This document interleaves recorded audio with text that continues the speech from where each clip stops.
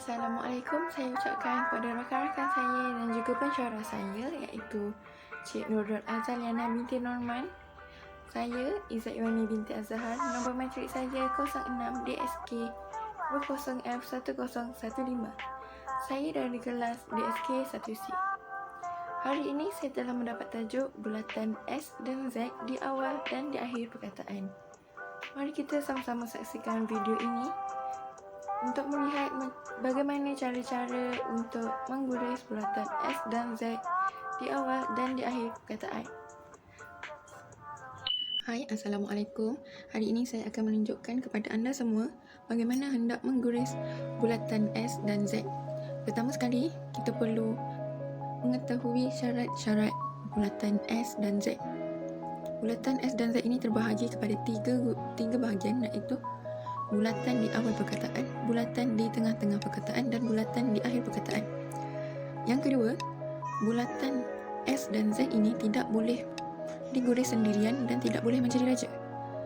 Bulatan S perlu berada bersama-sama dengan gurisan lain, sama ada gurisan itu adalah gurisan lurus ataupun gurisan melengkung. Yang ketiga, bulatan S perlu diguris mengikut arah lawan jam apabila bertemu dengan gurisan lurus. Manakala bulatan S perlu diguris di dalam lengkungan apabila bertemu dengan gurisan melengkung.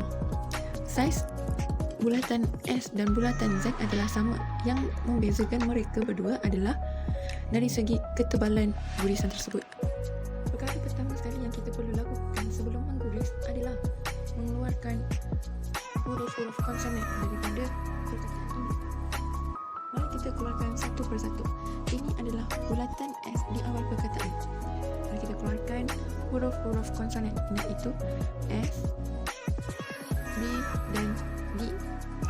Seterusnya, kita perlu melihat vokal tempat keberapa. Di sini adalah A, maka ia vokal tempat pertama.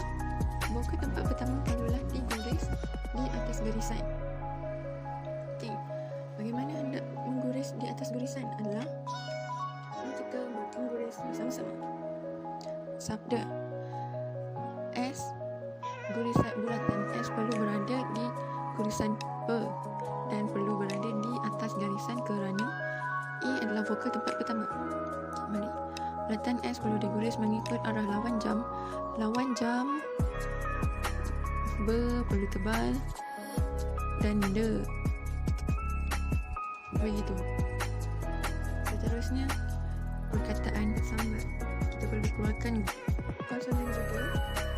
Mari kita keluarkan bersama-sama, iaitu S, M, B, L. Sambat, vokal tempat pertama. Lihat di sini, ini adalah raja.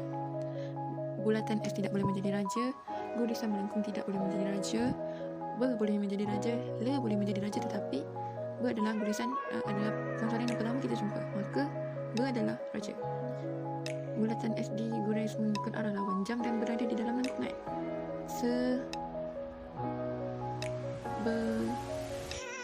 Sambat begitu. Yang ketiga, sebut. Vokal tempat kedua, keluarkan konsonan iaitu se dan b dan cangkuk u. Cangkuk u. Bulatan se perlu berada di gurisan B dan vokal tempat kedua. Kedudukan vokal tempat kedua adalah di gurisan, maka perlu buat begini. Gurisan perlu diguris mengikut arah lawan jam. Lawan jam B perlu cecah kerana vokal tempat kedua, dan cangkuk U sebab di sini ada U di hujung. Seterusnya, singa. Kita keluarkan konsonan se dan nga sahaja. Vokal tempat ketiga. Vokal bulatan S perlu berada di dalam lengkungan. Vokal tempat ketiga bagi gurisan melengkung adalah di garisan. Maafkan saya. Di garisan. Ke arah lawan jam di garisan. Nga perlu tebal gurisannya itu. Yang terakhir bagi bulatan S di awal perkataan adalah sikat. Perkara sama juga yang kita perlu buat, iaitu keluarkan konsonan S, K, T. Yang seterusnya, sikat. Mari kita lihat. Ini adalah bulatan se, gurisan ke, gurisan te.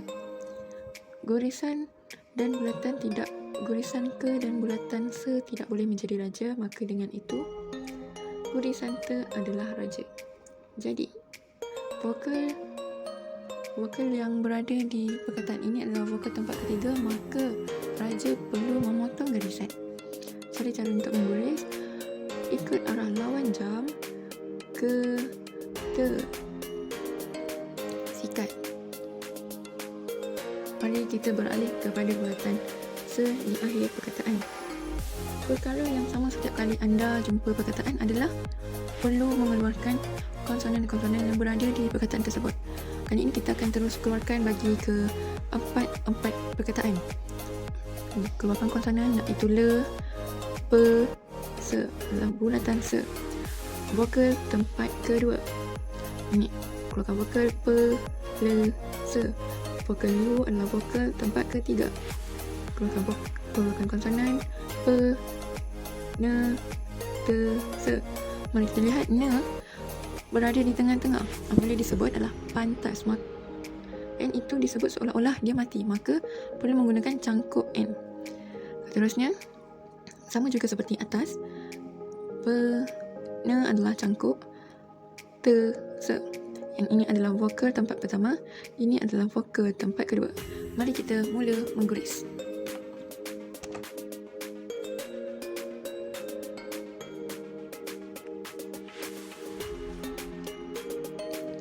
Lepas, gurisan N boleh menjadi raja kerana ia adalah gurisan ke atas. Vokal tempat kedua perlu di garisan le, pe, ikut arah lawan jam ke sini. Lepas. Begitu cara menggurisnya. Yang seterusnya adalah ulas. Mari kita lihat siapakah yang akan menjadi raja. Di sini terdapat gurisan pe, le, se. Se ini adalah bulatan, jadi tidak boleh menjadi raja. Pe adalah gurisan ke bawah dan gurisan lurus, maka boleh menjadi raja. Pe adalah raja. Kita lihat pula kepada kedudukan vokal. Kedudukan vokalnya adalah vokal tempat ketiga, maka P perlu memotong garisan. P memotong garisan, potong, le, se, ulas.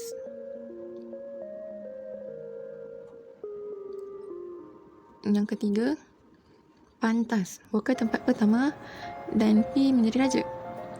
P perlu berada di atas garisan kerana vokal tempat pertama. Pantas. P cangkuk N. P perlu memotong kerana tidak boleh mempunyai dua raja. Lawan arah jam. Oops, salah. Akhir sekali iaitu bulatan Z di awal perkataan. Mari kita lihat bagaimana cara-cara untuk mengguris. Bulatan Z perlu tebal. Z, ke, te, zakat. Yang kedua, zapin. Lawan arah jam, tebal, pena, zapin. Yang ketiga, lain sikit daripada yang lain kerana tidak mempunyai kedudukan vokal. Ini apabila perkataan zu anda menjadikan ianya vokal tempat ke pertama, automatik salah. Ini kerana di dalam huruf-huruf vokal tidak ada huruf O. Yang hanya ada adalah O sahaja. Dan bagaimana kita hendak mengguris apabila tiada vokal spesifiknya? Jadi kita perlu mengguris seperti ini mengikut sebutan yang kita sebut. Kita sebut zu, kita tidak sebut zo, maka kita perlu mengguris mengikut kedudukan vokal tempat ketiga, iaitu u. Jadinya perlu begini. Dan ini special case kerana tidak menggunakan bulatan tapi menggunakan gurisan Z. seperti ini. Gurisan yang mempunyai vokal tempat ketiga perlulah memotong garisan. Zu dan tebal. Jika nipis, ia adalah gurisan se, zu. Dah siap.